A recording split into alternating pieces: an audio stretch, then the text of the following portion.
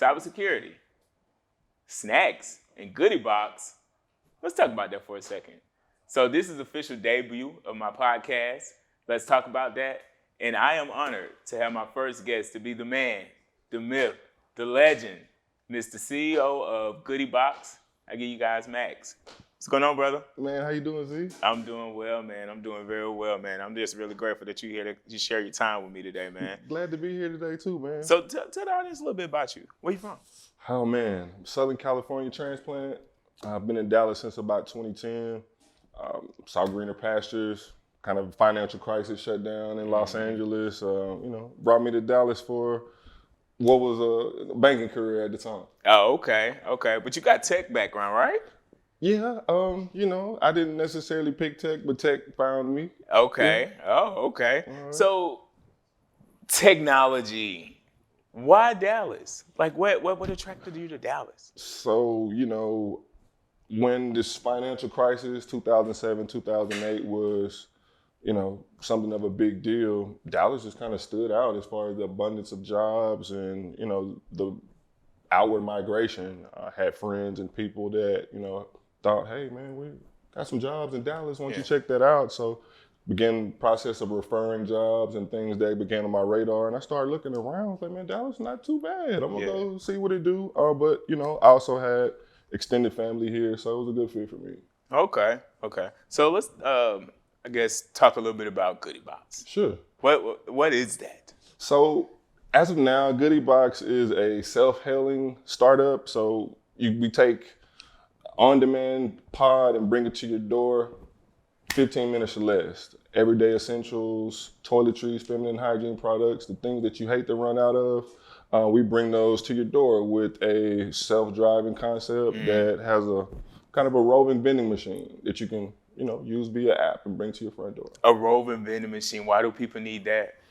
Well, with the pandemic and things that kind of minimize retail and that accessibility, there was some nuances with, getting products to everyone.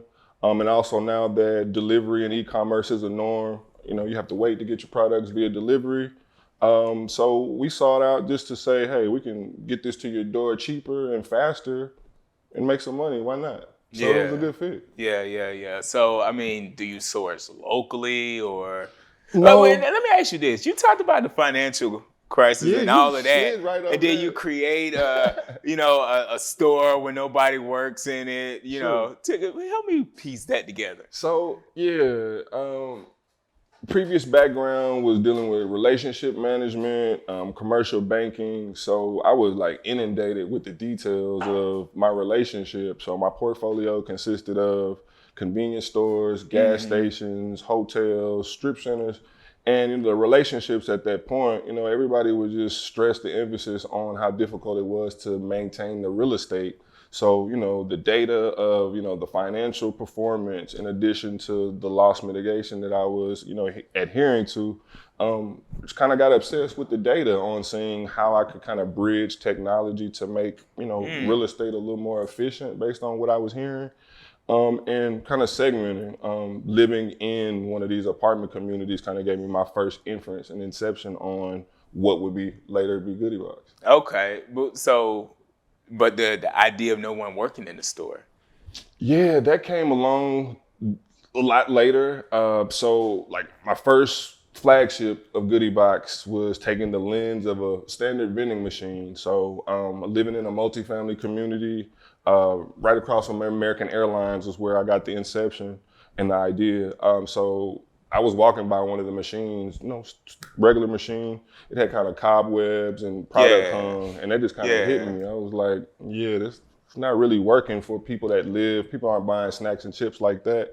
So at that point, I began kind of researching on how I could use the kiosk and kind of upgrade it and make products available, that artwork currently in the box. So that's where I kind of got started and, worked my way into creating the first flagship and prototype. There's a supply chain component to that, but I want to talk about that a little bit later. But, when we think about, for instance, the impact to the economy. Sure.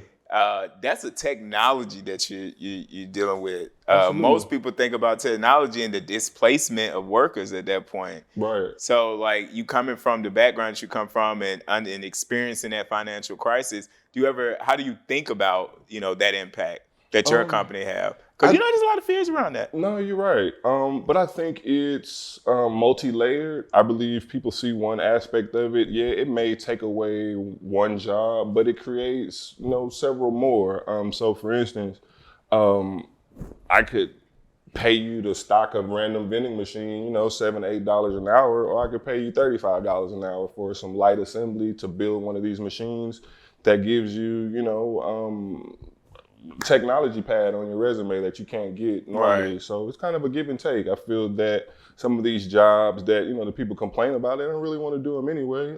Not everyone, but at the same time, I feel that we're giving more opportunities and trying to create a higher wage than what, is previously available for entry level and, those people out there working. I recently had a conversation, well, not recently, over the last, 5-6 years, there's been a discussion about the nature of work changing. Mm-hmm. And then when I look at a company like yours, most of that work is performed by vendor services. So it's almost as if it creates the opportunity for people to express an entrepreneurship. But what is even more interesting about that is that same concept is overseas in developing nations. Exactly. And I just find it fascinating that now we're starting to have that same type of concept here, where it's not just the W-2 worker anymore, and that work relationship is quite different. Sure. Do you ever get a sense of like what that really means for society moving us forward? Yeah, I feel, and I was really transparent and, people look, just at my history and track record, everybody doesn't, have this cycle, but, I, scaled up quite fast and reached what I would consider a glass ceiling and was really contemplating the longevity of those choices of my career, but then also didn't see myself 20, 30 years doing the same thing. So, high salary, decent title. I just saw an opportunity to transition. I felt it was one of the few opportunities where, I had decent savings and a decent job to be able to take a risk and, have the cushion and not be afraid. So, once in a lifetime opportunity. Why not? Yeah. So you consider that a glass ceiling? Yeah. Really? So at the time, couldn't think of my age, it was maybe 28, 29, and everybody around me, was give or take 50, 60 years old. Okay. And things that they were saying and discussing, I just couldn't see myself, I just felt a glimpse of my future. I'm like, bro, I can't be here like this. Okay. But, that's just me, and just knowing that I like a variety and, things changing and a mental challenge, that gets me up and motivated versus the mundane and routine. Some people can do that because it's consistent. Just like a little more flavor and variety. Yeah, sound like a mindset change. But I thought about when you were saying that, I thought about the whole term product of my environment. Okay. It's interesting how you saw what that was and decided that, hey, I'm not going to be that. Absolutely. And could that even be considered a product of environment? Yeah, I feel because they have some influence, right? Exactly. I don't know if we really have the time just to really tap in and tap out. Looking at it, looking back and looking forward, I was like really stressed out, on the job, the politics of it, some of the decisions we would have to make, one of which, had to deal with eminent domain, literally taking people's livelihoods away in the event that we didn't come to some sort of mitigation. So, the back and forth, it was stressful. It was taking a toll. So, now I have, everybody has a level of stress, even with business, but it's my stress. It doesn't feel the same. I can wake up, I can go to sleep, I can be okay. So I definitely feel like an environment, if you're conscious of it, man, it creates an opportunity for you to step back and think, man, is this what I really want to do? And we have choices and opportunities now just to look at things different. So I just took it, look back, and this is not for me.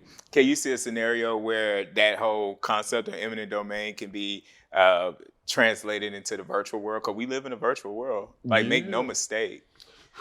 I think it's coming, but we have some things that are dealing with the new Web3, and just one of the things that sparked my mind. I was looking at purchasing virtual real estate and trying to figure out how that overlaps. I saw an existing property here in Dallas where it's actually for sale, but the virtual property is for sale as well. So I was thinking, how is that going to work in the event that I purchase this and I don't own, the physical land? So yeah, that's some, different things that are unmitigated and we have to figure out as things evolve. But some challenges and definitely be some profit for somebody who figured those things out. Absolutely, absolutely. And that's actually why I'm having this conversation with you. You might be helping me with my next business venture, man. Okay. But I think about that because like in the goodie box, in that space, like you know, the clientele that you attract, they're in certain areas Sure. and certain demographics where people who actually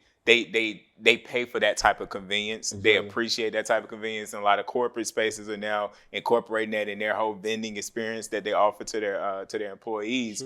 Sure.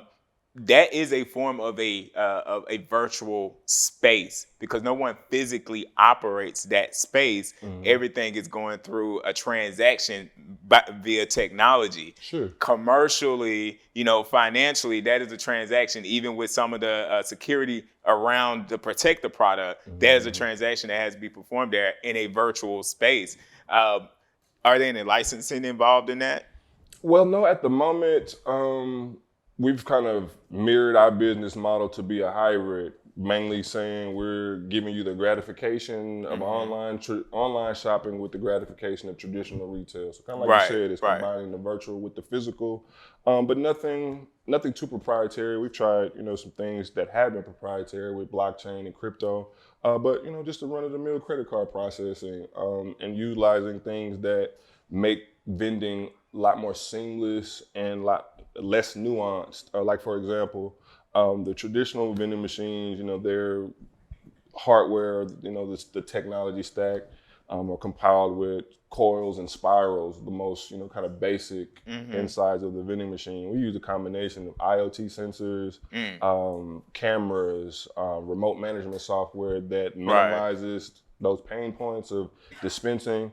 So yeah, it gives us a unique vantage point, but that is actually proprietary, but it gives us a unique play. So from a security standpoint, how responsive are those systems in place? They have been challenging. I kind of figured that. So like one of the first, our first prototype, we got hammered with credit cards being charged multiple times. So I mentioned, the difference in our technology stack versus the, snacks and chips that are normally dispensed. So we had higher ticket items, cell phone chargers, laptop chargers, and that could, vary anywhere from, $20, $30. So what was happening before we figured it out, cards were charged multiple times. So a person was paying $20 for something, it was $160 they were charged. Right. So, we just had to figure out some things as far as, computer bugs that happened. So it was just a learning process. We put something out there that was new and had to fine tune it until we got it right. So you talked about, mention Web3 for a second. I kind of want to just kind of like go into like the whole data collection piece of what you're doing, because I do know that it is a challenge to keep up with some of that stuff, and just some of your general thoughts about that. Well, from us with Goodie Box, we try to be, transparent. A lot of the tech giants, have done data collection where they, use cookies and, they're using it to market and advertise against you. We've been the total opposite. We've asked, for emails, opt-in, just to be transparent and share the information that we've collected. So we've actually, tried to take a just more lean and holistic approach to data. And then also too, we just don't want to be responsible for a lot of people's data. You see a lot of breaches and things that are going on. And fundamentally, we are we have a retail component where we utilize credit card information and localized data where people live in their apartments. So it's really easy to, actually tap in and, be aggregate all with that data. So, we just chose to be really separate, not harbor and store any of the data, use templates and forms to extract it and not keep it stored. And that way, again, like we're just not responsible for any of the information, and just be, really transparent on our privacy policy. What information that we do collect, as far as your name and location, we're not selling that. That's been, our ethos from inception. Okay, so I mean, we're both old enough to remember the Sony hack. Oh yeah, And for sure. all of those, that whole little space of hacking everything. Yeah, man. Now they use this term Web3. But when I look at it, it looks like the same data that these guys had access to, we called them hacks and cyber criminals, is now a product. Like, what do you think about that evolution in technology and just how quickly that moved? I think it's quickly now on the radar, but it's actually really old technology. Right. I can think back, still being in LA, there's a property called Property. It is a platform that was called Second Life. That was probably my first inception to what is called the metaverse or Web3. And I just remember, being in my apartment and kind of like, man, what is this? And being on there like a binge. I mean, like 2 days. But the main thing was that it had a Clubhouse component where it was audio conferencing. You were talking to people. It had an international presence. So I just remember getting access to like a pool lounge. And there were, it's like some Russian people that were speaking. And I had kind of bombarded in there, because the Second Life portal, you can kind of fly in where you're flying. And you just appear. And, I'm just trying to figure it out. I had no idea on what this was. So, that was my first inception into Web3.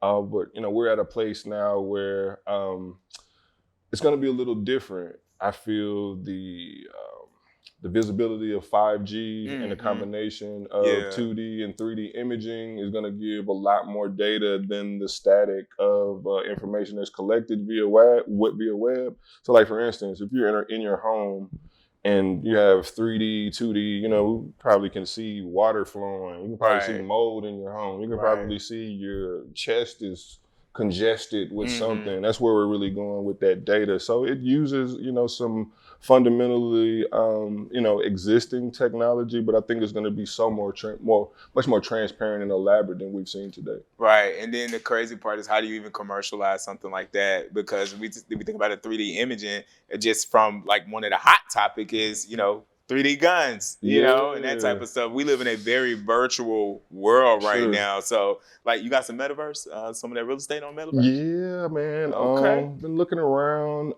some land and some properties, looking at different spaces. What is your sense of it? Like, help me get an idea of perspective of what your sense of what the metaverse actually is and why it's so valuable today. So we've been through technology innovation with the likes of Facebook. We talk about data collection, which probably, the most visible. The most notorious. Google.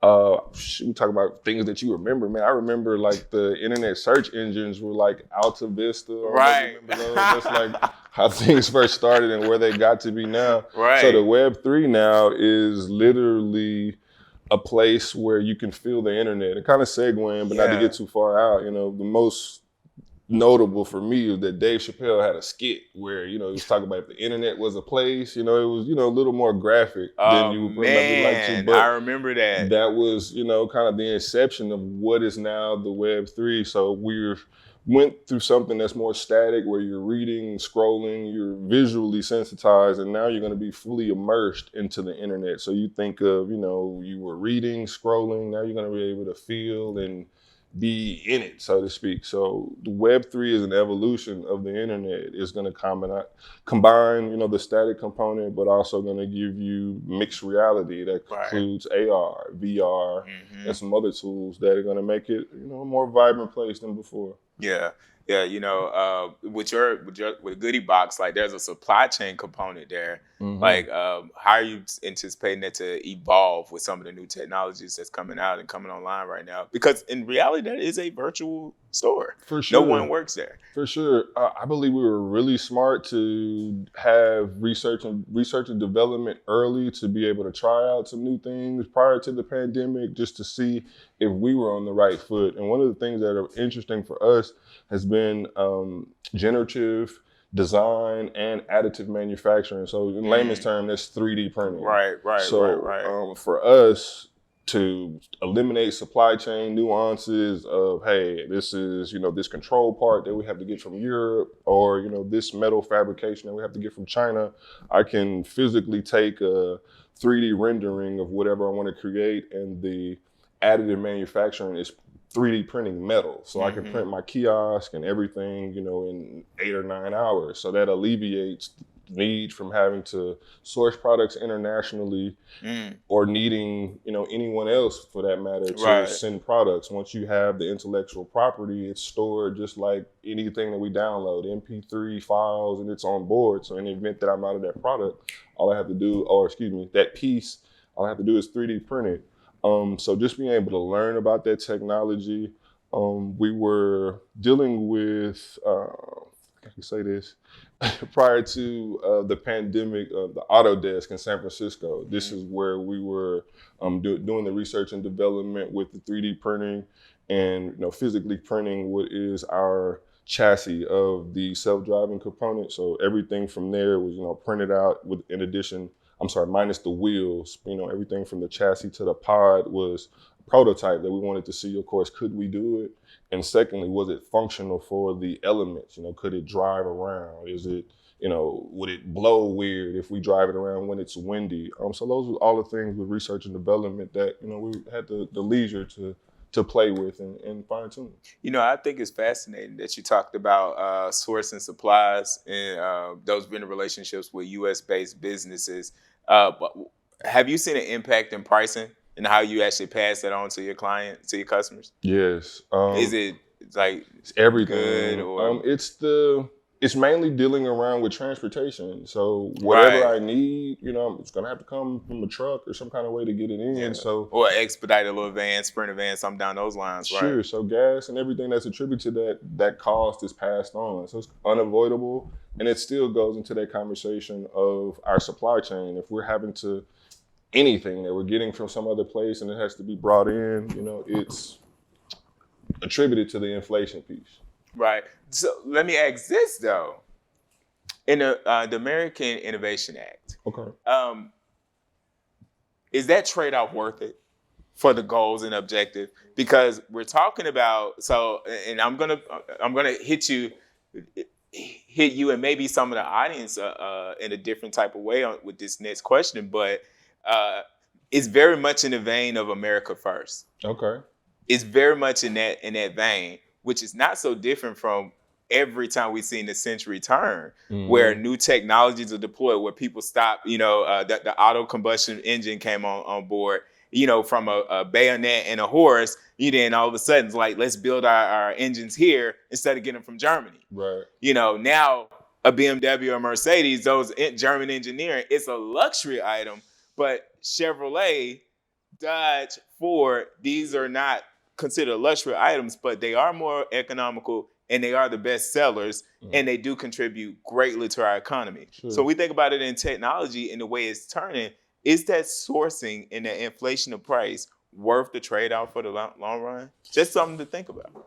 Definitely something to think about. The trade-off, man, I don't see things stabilizing. I was having this conversation just randomly, just thinking about, at a certain point in time, we were speaking about vehicles, right?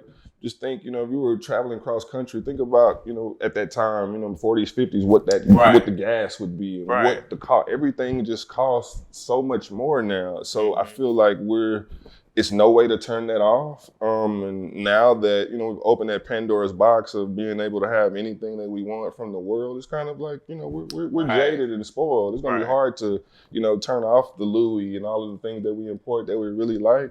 But the trade-off, we have to do something really, really intentional to put America first, because we're dependent. And once you're dependent on something, you know how that will go. So the trade-off long-term, I don't think it's beneficial. We have to kind of start now and figure out what is America again, because now we're, just the nation's importer and money spender. We just have to think, what are we producing and getting the money, from everybody else. Yeah, I really think it is worth the trade-off because specifically when we talk about, so that Sony hack, it didn't just like happened because like nobody was actually watching. We have agencies and federal bureaus that look at this type of stuff and still can prevent that from happening. Sure. And we very much trade a lot of our intellectual property with the Japanese, but we also trade a lot of that off when we do business in corporations, for sure, do business in China. And they're not necessarily interested in the well-being of an American. They much rather sell us a pair of Jordans than to actually look out for our cybersecurity. So in my view, the inflation of the cost is worth it. But I think that the new the bill that's been pushed through Congress, the Innovation Act, does not do enough to support companies that are actually innovating, like a Goodie Box. That virtual store, that is going to be all around the country. Agreed. Like whether Goodie Box made it, someone else will try to do it, and y'all will compete, and y'all will dominate that market. Sure. That is a reality, but I don't think that we do enough of it. And then also the consumer appetite sometimes maybe swayed because of the cost. Sure. So.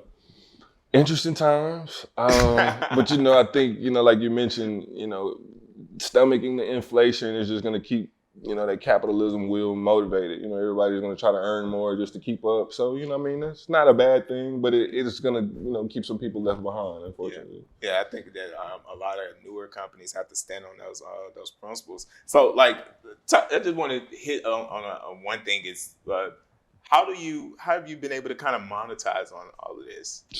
Because I know you kind of from the bootstraps, and like a lot of tech companies, they just get a whole bunch of people to throw billions of dollars in it, then they fail, and the concept it evolves, but they get all this money. But in your company, it's not like that. Yeah, we really didn't have any choice, and I kind of prefaced, when we started the interview, is like, I didn't necessarily find technology found me. So I just really created a business. Ultimately, my mindset was spotting opportunity and a way that I could make money. And that was the motivating factor. But in order to scale it and get it to a level that's corporate and how everybody else does it, I knew I needed venture capital and outside capital in order to get it and be able to compete. But what has happened throughout, I've been able to have trial and error, fail, correct things on my own without the growth pressure. Right. And it's been a blessing. I'm able to self-fund my own stores, take the profit that I make at the end of the year, invest back in, and not have a lot of outside influence. I was able to keep the brand organic and intentional at the moment. That's been my strategy. I've saw what was working, and then knowing that the conversations that I was having with potential venture capital, they've been fruitful, but I just learned throughout the process of how to utilize that when I need it and not be like everybody else. Right. But then, the outlier is that those businesses are traditionally software or SaaS-based, and that has a growth metric that doesn't necessarily allow you to make money instantly. Right. So it does allow some scale up. But hardware or, retail automation that I really deal in, once you get it right, it's rolling. It's going to make money from inception. Right. So that's the outlier between software and hardware. And that's what has happened. One or two machines, it took a little while, a few months to get it operational, turn over the ROI. But once it was rolling, it was rolling. And that's got us up to just shy about 30 locations today. Right. And, and I think about that, how lenient a lot of the venture capitalists can be, when they're funding projects in the software space, they give them a whole lot of a really long runway to fail. It's like this technology, you've never got a POC on it, proof of concept that it actually works. You just have a skeleton of what could possibly happen, and then you have to give them all this money to do it. How would someone fund your, a company like yours? There are hardware capitals out there. Just at the moment, they're real niche or maybe focused on deep tech. Also crowdfunding. Deep tech. So Look, now you're getting a little too fancy for them, man. I need you to break that down. You can't just skip past that. So deep tech is, a combination of what we talked about. 3D printing, it's advanced artificial intelligence, machine learning, all of the heavy stuff that, we just can't turn over and implement pretty fast. It takes a heavy bag, to be honest. So deep tech and hardware. We just need a little more capital because the thought process, in order to get it right, you have to have different iterations. So if I create a 2.0, the thought process behind it on the roadmap is that I probably need to make a 2.3, 2.2 just to tweak it and make sure that it's okay before getting it out, to the masses. So that is a way. Venture capital is still a route, but also we've been really interested in crowdfunding, knowing that our customers and users can benefit from the experience, but then also understand that they could be early adopters in something that's going to be a global brand.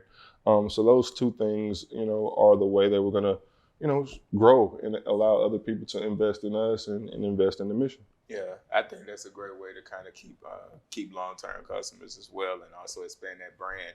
And I was thinking about like the whole deep tech piece. Like, when we had a capacity to actually print a 3D gun, today, and Congress is considering legislation around to do or not to do. Sure. Department of Justice is the only agency that's really looking at it at this time. Right. I always get concerned about the restrictions on that type of technology and how we try to like leave it as a taboo subject.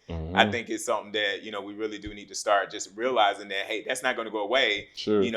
Just because we changed the name of it, the way we talk about it, call it Web3 now, those capabilities and the access to that has been there and it's going to only continue to grow. So It's like, why don't we get involved in this type of stuff? Very dark webbish, like you mentioned. Yeah.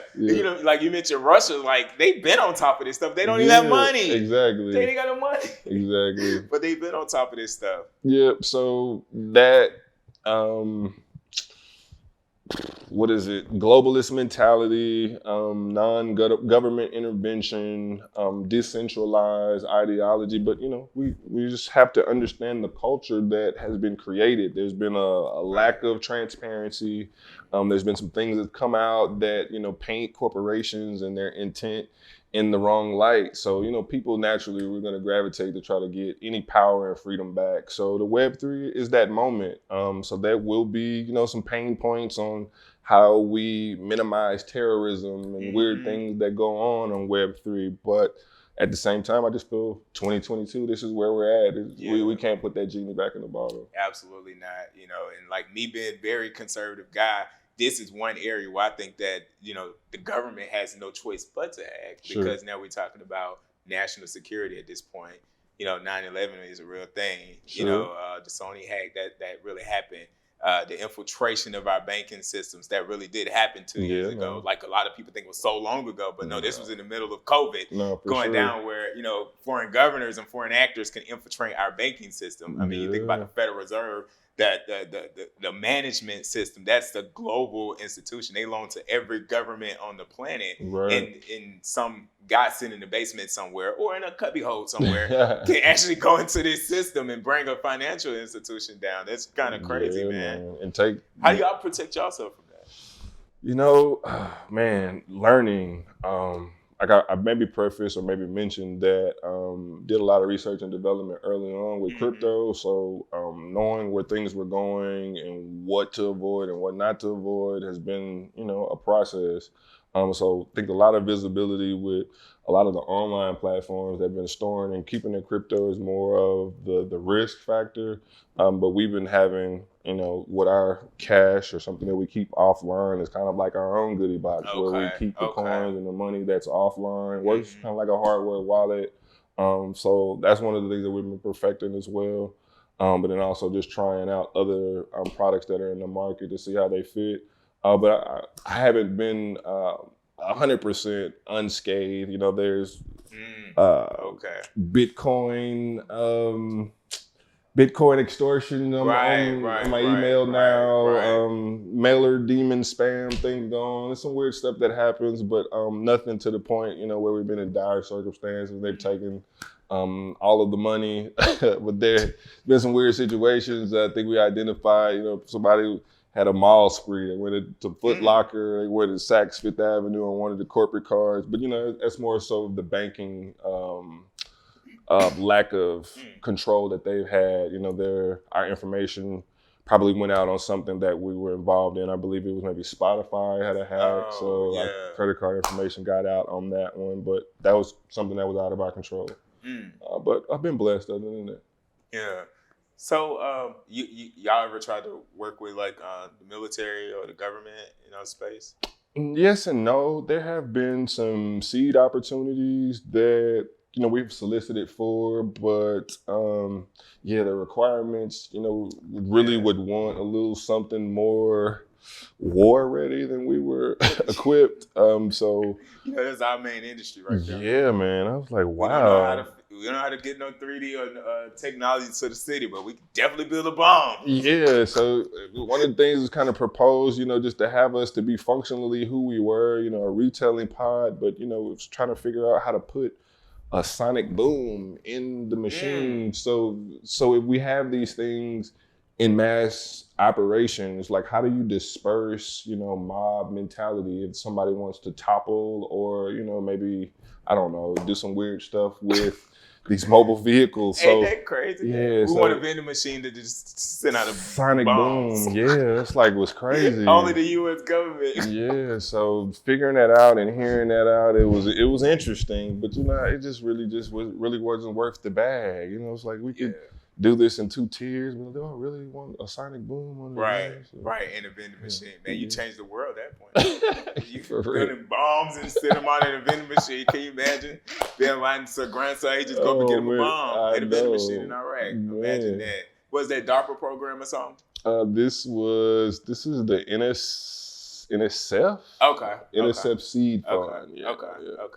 It's funny how they had all those agencies that just deploy all these different grants, if you will, and these different business opportunities. But like the scope is so, and that's the crazy part about it. That's why I think that it's really up to the business community at this point to inform these agencies of how they need to be dispersing this money, because one, it's not theirs, but two, they don't know what they're doing with it, because when you think about like your RFQ or your RFP, like oftentimes they want to see previous work, but then they want you to be over a certain threshold, and then they want you to manage a scope that doesn't even really make sense for the business model or the RFP that they put out there. And a lot of them have no clue, when they put this stuff together, what they really should be looking for. Yeah, very out of touch with what's really going on in the world and in these tech streets and innovation streets. Did you see the hearing with all the tech giants? Briefly, just I the did. Questions they asked. Yeah, it was asked about some of them had serious questions, but they asked what's his name, Mark Zuckerberg, about political ideology on the platform. I'm thinking to myself, like, this is thousands of people who have all kind of mixed views and contradictory views. Like nobody asked about the algorithms. They asked about it in the context of like, are these just liberals that work there? Like, who cares about whether they liberals or conservatives that work there? Like, understand the algorithm. For real. And how we're allowing, foreign people to infiltrate these systems and control our affairs. That's crazy. Yeah, it's insane, man. Micro and macro, we're just dealing in the small details and not focusing on what really matters, for sure. So you talked about cryptocurrency, like did you get impacted by the crash, the Bitcoin crash, or are you buying any other currency right now? Yeah, so Ethereum is probably the safest bet for us. Just personally, just bought Bitcoin, just really learning about it. Those two, have been just where we've kind of stayed at the moment to learn and figure it out. Litecoin, a few other things that we play with, but those three. Yeah, a lot of my buddies, they in their firms, they're starting to just keep some kind of cryptocurrency as an alternative. My only reservation about it is like there isn't any serious regulation about it, and then the global financial sectors, they don't know how to think about it or how to talk about it, so they're never going to understand how to regulate it. Right. So I can go out and buy $100,000 worth of a cryptocurrency, but then I don't know, the IMF just all of a sudden one day said that this just can't be used around the globe. And now we really have to go offline. And does that mean that, asset forfeiture is a real thing, here in the U.S.? So, for sure. So, I think it's good to have it, but I much rather buy a laundromat or something. I hear you. I think we're trying things out.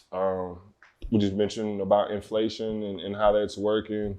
And people are just looking for a way to sideswipe the banks. People have their own, Is that a bad qualms. idea though? Yeah, They did I crash was the saying that global too loud. economy. Right. They did crash the global economy. And we bailed them out, and they're still, giving us overdraft fees and all that stuff. So yeah, not a bad thing. We're just trying to figure out alternative to How to banking, do and it. I'm not mad at us or the world in that regard. You taking any interest in NFT?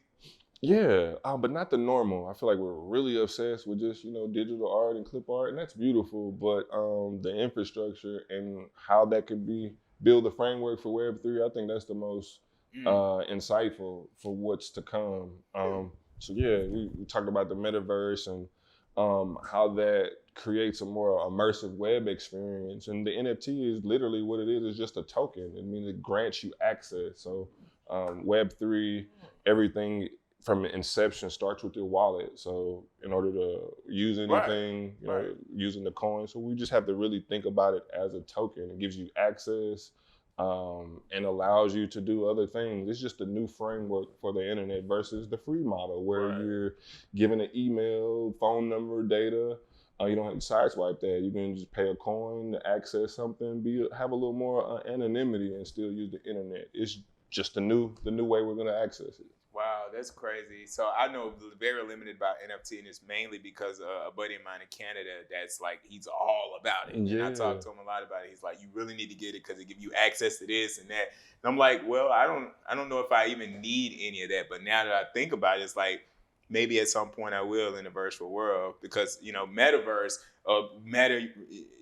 real estate, that makes a lot more sense to me than the NFT. But then there are like clubs and associations that are part of the NFT that you normally wouldn't be able to get into. It's almost like getting invited to the country club or some sort, or the barbecue. Or you can just think about, from everyday perspective. Think about children or whatnot. You go to Dave & Buster's, Chuck E. Cheese, and you get tokens from your playing an activity, and you get prizes or access. It's literally the same thing. It's just digitally, and you're not, holding on anything. So just a new way of looking at it, but emerging that new internet to give us a new experience. Yeah. Speaking of kids, have you ever thought about getting into tech education? I haven't, but having the proximity to earlier generations and people that really could benefit, it has been a thought. Yeah. Just, maybe over time, just get the chisel and make the right connections to be intentional about that. Yeah, the fastest growing industry in developing nations is tech education. And it's like basic skills, like the stuff that we do on a day-to-day basis, like email conscription, stuff like just very basic technology competencies. They don't, they're just now getting that first piece of software. And this is stuff that we've recycled and sent over through NGOs and organizations like that. They're just getting access to this stuff. And that's the fastest growing technology. They spend a good sizable portion of their money on that for educating people. So just something to think about. Yeah, for sure. I definitely had conversations around, certain demographics and zip codes that don't have that access to technology, but just trying to figure out something different. I feel like we just lay out the same kind of template and expect, everybody just to be software engineers, and that's not realistic. But technology is just so much more vast. There's hardware that I mentioned, and there's other things that you can do that you don't have to necessarily code. So given that proximity and understand how we can be equipped for that new workforce, from the early childhood level up until adults, I feel is important too. Especially from my lens inside of the table, we're usually trying to just educate and be software engineers, but not just thinking of, entry-level positions now that technology touches everything. We're looking at cameras and things of that nature that all use form of that. So there's different ways that we just need to educate ourselves and have the working proximity versus just the education. Right. And a lot of times people think about when they hear developing nations, well, when I think about developing nation, I'm not talking about just like this country where the people are all brown and don't know anything. I'm talking about the people all white in Poland that don't know a lot of stuff. They have a GDP of 5 billion, but then like they don't know how to use the technology that they use. Like I see opportunity there, and I don't think it's just so difficult to get there. with the right support, and I think that it's most advantageous for like younger companies, hungry companies, ambitious companies that are innovative right now in that space to really deploy education resources into those countries because they give an example. We're talking a lot about Ukraine right now. Yep. What a lot of people don't know is Ukraine just got their independence. Right. They haven't been independent that long, and guess what? They have a very, very, very low GDP. And that's why they need so much support from the world. Well, just imagine if they were technologically advanced, just how well they do if they were actually up to par in that space. They're not slight. I mean, I feel that the Ukrainians, they may not have everything else that the world has, but unbeknownst to a lot of people, they've created one of the first crypto exchanges and really been fully immersed in Web3, and it's maybe why I think there's some friction between international powers and how we look at Ukraine and how that bridges between communism and capitalism. It's kind of like the focal point in between the two. I definitely think they have their strengths that they've contributed. It's been a crypto and crypto hub for a minute. Right. Now just think about if they were able to scale that. Right. And if the people there actually had the skills that we could possibly be looking to them at this point. Absolutely. So when Goodiebot's going to penetrate the market? Man, multinational, man. We're definitely looking that way, but we're gonna let some of that smoke die down before we start thinking about. Okay, because I got some good people for you, man. You ready? Hey, man. You ready for the big time? I got some people for you, man. I'ma trust you. You got them vetted. Just let me know. Say the word. We there. Yeah. So it was. What's next in Goodiebots? Like what's next there? So we've been doing looking at some hiring. Bringing on marketing on our C-suite just to help us, fresh set of eyes, kind of revamp what we've been doing and give it a softer touch. I feel like the bootstrap grind is kind of like, man, we're just really getting how we live, so to speak. In the trenches, pulling everything together, but I feel like we need to just step back, take a breather, come out of what has been a pilot phase, a testing phase, a perfecting phase, and now, just a living phase and a brand phase. Let the brand speak for itself. Focus on the brand messaging, and then also prepare for the next iteration. I feel like we were really, really fortunate and blessed to not have the restraints of having venture capital to deal with Web 2. Right. There was conversations that I've had previously, you need an app or invest in this application and we'll give you $2 or $3, million. And it's like, okay, but now we got a whole new internet. It really wouldn't make sense. Right. So fine tuning our Web3 presence and how that would look for the physical and the virtual, our fundamental ethos has been combining online shopping with traditional retail. So that goes well with the Web3 and the metaverse. And also just iterating our 2.0, our 2.0 Goodie Box. We focused on previously standalone machines, which were just walk-up kiosks, getting customer engagement, understanding product experience. And now the 2.0 that I mentioned, the self-healing component, will be kind of a boundless experience where we're going to serve different households and come out of just. Hold on, wait. Is this an exclusive? Yes. Man, Slight. Okay. Run that back because you just kind of like you gave me a little too much at one time. I didn't see that coming, man. So a little bit we spoke about it. Just our 2.0 is the self-healing component. That's where it's mobile app driven. Yeah. You can have the store come to your door. The vision is to have the metaverse be an extension of that. So you're thinking if you're gaming, we could be that liaison if you need to take a break. If you're a heavy gamer, press the pause button, you need some refreshments, you need anything, make that order in the webverse and have a 2.0 come to your doorstep. We feel that what we perfected, and we spoke about it previously on the business model of everything now is kind of artificially propped up with venture capital. A lot of businesses aren't profitable, but I feel like this iteration of 2.0 is introducing a business model that's instantly profitable. So we're looking to disrupt and have some of these, big box people see it as an opportunity to add what we're doing to their pain points and hopefully get us a good exit within the next 2 to 3 years is the vision. So we're looking to kind of come out of semi-stealth and scale this globally. Wow. Y'all just got that here, man. I ain't see that coming. Man. That's good. That's good stuff right there, man. Thank you. So definitely, anywhere I'm stopping, having conversations, y'all gonna get, the innermost personal of me and a little bit more of what I'm working on. So yeah, just glad to talk about it. And this 2.0, hold on, I'm still on that. Yeah.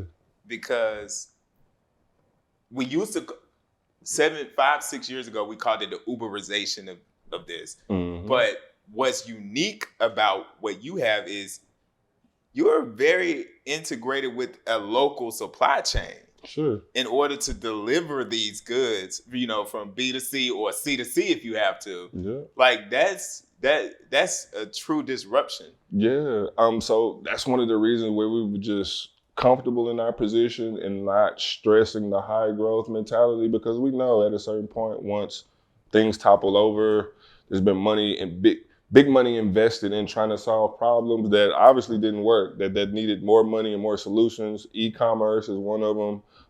Some of the location partners, apartments that we've had, they've had to put, vending lockers that have came out of, my, brain space in this world. So seeing how just more investments on try to solve problems that hasn't worked, we're just gonna ease in and show you, hey, we've been working on this all along. Here it is. We're disrupting y'all. And at the same time, the old kind of vending machine models too, they're on their way out too. Right. Did you get this did this come from customer surveys or just algorithms? Or like a hybrid? Man, this is higher power, to be honest with you. Oh, wow. Yeah, okay. This something so that this is like some universal, landed here type stuff. It's just something going on with me lately, man, where I'm seeing things ahead of time, and then it's like catching up with the real world. It's really hard to explain. So I'm just kind of, taking my time on not overloading my mind and, having my bandwidth spread too far so I can kind of hear and continue to see what I'm seeing and what's going on and just keep executing, man. Yeah, man, that is crazy. And I'm thinking about that that solves a major problem for a lot of corporate clients, because they're trying to figure out how to cut that cost and how to leverage technology to cut that cost, but they put so much money into their operations, or they put so much money into the wow factor, but then no one knows how to execute, and then they have that question of how do we solve last mile problems? We spend trillions on trying to get something that works globally, and it hasn't stuck. There's been solutions to kind of put a Band-Aid on things, but we've seen nothing has stuck. So it's only a matter of time. And then I think about DHL and even how they do their deliveries and stuff. They really have to outsource a lot of their work, because they spend so much time in the global markets that they don't even know how to actually work with the local market at this point. And even the I guess domestic services that they provide here in the U.S., a lot of times it misses the mark. It's almost like they don't understand the consumer base here in the U.S. So you having this 2.0 model, to really get product there, that's gonna be a real game changer, man. I agree. A serious game changer. I felt for so long that omni-channel has been an option.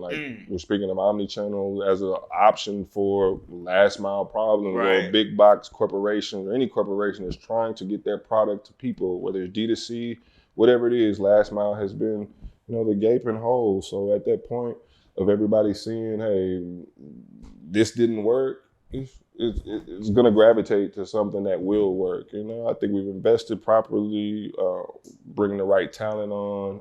It's just our time. Yeah. Do you have vendor relationships to solve those final mile problems? Yeah. So it's just been early. Everything from the products that we've been making, private label products for 2 or 3 years based off of the data of what's selling. So those relationships are solid. Our manufacturing relationship to 3D print, to figure out our 3D printing solutions and tools that we need. Those will be readily available with our skills. So yeah, man, we have all our boxes checked. And main thing now is that bringing on the right staff to make sure that everybody understands the vision. Bringing on people that can push this forward without trying to change up the dynamic, but can also contribute and give it a fresh set of eyes and see what has been done so far, and just throw gas in the tank to get us to the next level. Let's go to the moon. Let's go to the next galaxy. That's the motivation. It's crazy because I remember when I opened my office down in Houston, I didn't want anything like what I had in Dallas. What I have in Dallas itself are like the fundamentals. That's just from a business perspective. And a lot of people was like, why are you hiring these type of people? Like these folks, they didn't have any operation or legal background, but they understood technology. Right. And a lot of people did not understand why I would take that lack of skill or knowledge in law or compliance and I would look past that for someone who understood technologies, because I know that for moments just like this, where like global conflicts are happening. One of my clients, they in the supply chain, one of the largest freight forwarders on the planet, but then like they don't know how to handle their final mile problems with 50 warehouses, and they can't figure out how to get the product from the warehouse to the consumer without spending $1 billion, annually to do it. So like that right there is going to be massive. For sure. Especially when you got the tech behind it, man. Like, 3D solution, like get real, man. Yeah, so just fortunate. I didn't see it, but like I mentioned, I've just been on this path where I'm just like walking and not knowing the end result, but it's been fruitful. It's got, it's caught up now to where I'm understanding that, it's prefacing things that are come around me that, I've been attracting. So yeah, just good time. So I guess that's why they got you at the Men in Tech Expo and all that stuff, like doing big stuff. You hanging with the big boys and the big girls. They let you sit at the table now, so that's what you've been hiding. It's been a little bit, they have, they see me, but they're at the same time, they're side-eyeing. They know, hey, I'm disrupting stuff. Somebody's pocket's going to get popped. So that's not always an inviting conversation. So, you can name people locally, some big name people know what we're working on, and give me a nod. It's not a no, or you need to stop. It's like, okay, we got to speed it up. He got it. So yeah, I'm loving it. Yeah, nice, man. So I don't know, is it okay to talk about the space you got, or you still? It's premature. Okay. We'll come back maybe part 2 on that one. Part 2. Yeah. Part 2. Yeah. Already got exclusive, so I'll back up. Part 2, y'all heard that, right? Yep, part 2. All right, cool. So what's next, man? Got to get through this quarter. Next thing for us is that we're going to finally raise institutional capital. Going to look to be raising a seed or Series A roughly before the end of summer. It's just to highlight what we've been doing, scale out internationally, and like I mentioned, just to hire appropriately. I feel we have the core, what we need, and I just really need to delegate to scale this fast, and a lot of other updates on some local pilots, some expansion into other markets, just a lot of things in queue.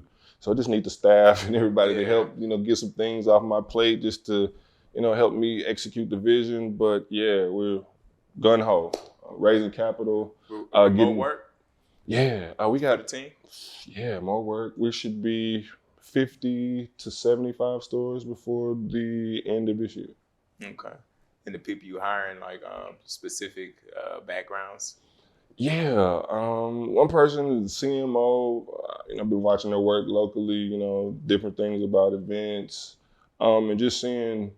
The proximity and how that skill set could be beneficial to me. Everything from, pitch decks and things that I really like to do, but at the same time, like I said, need a fresh set of eyes on what people are seeing. So just being intentional about who I know and who to divvy up the pie with. I've been approached a lot, and I think that's trying to change the trajectory of what's going on, and that's not what I'm really about. I feel like the vision and what's been done so far is really intact. So just somebody who understands that and can give the autonomy just to run their course.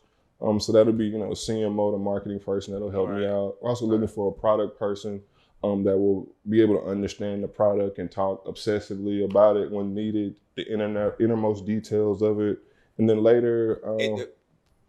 Start right there on that product person. Sure.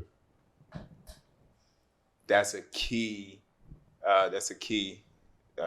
Hiring decision. Agreed. And it's not. Yeah, I don't want to just put a job ad out there. It's like I gotta find that person, and like that's the person. And that's been the energy on everybody on the C-suite level. It's like I get resumes all day. I can do this. It's like I don't want that. I just gotta know, that person, and they're coming. This attraction manifestation stage on, hey, the person, something's gonna appear, a little bit of span beforehand, and they just gonna appear. Just how things been working. But that person isn't in radar yet because I feel like we got so much more to put on their plate. But in due time. Yeah. Okay, so tell the audience how they can look out to you, and if you got a product person that's watching. Yeah, LinkedIn is the best way for business. LinkedIn, Maxie Taylor, Goodiebox, www.com, goodiebox.com. Reach out to me personally, Maxie@goodiebox.com. Also, we can reach socially just for casual conversations, CEO Max. All right, man. So you guys have gotten plenty of exclusives from me.